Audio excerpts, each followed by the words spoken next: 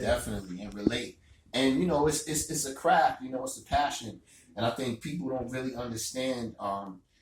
You know, you got a lot of rappers, and you got a lot of braggadocio shows. You have very few artists. You know what I mean? I agree with that. Artists. Yeah. What do you define? Like what? Like if you not to get into like a extended conversation on it, but if just you had to say briefly, what would separate? What would separate that saying someone's an artist as opposed to what you were saying? Like what to you? What would signify? What would be some key points that would say to you someone's an artist? Great question. Thank you, sir. That's what I do. The difference, no doubt, baby, I love it. The difference between an artist, especially in hip hop, because we're still a growing culture. We're still a growing. I mean, even though it's 30-something years old, we still like the other genres. We young, right? Yeah. So we just listen.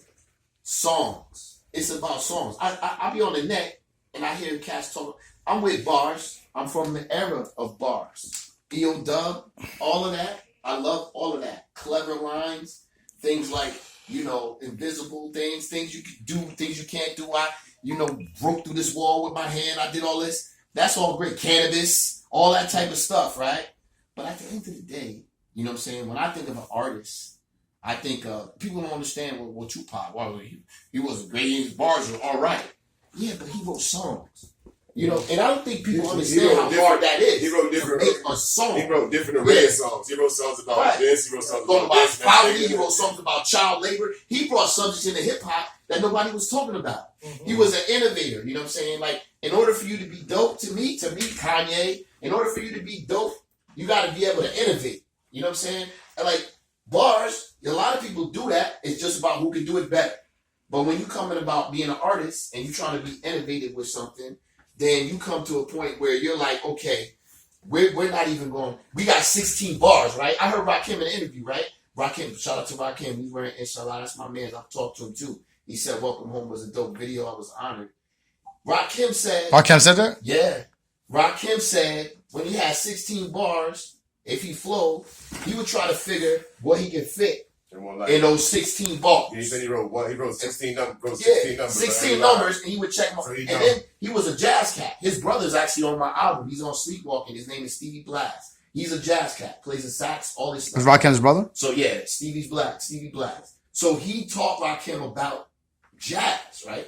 So when he spit them 16s, Rakim said he would try to do it like how a jazz player would play the sax. That's how he would flip his bars. So he would look at space. Music's about space. So he's like, I got 16 bars.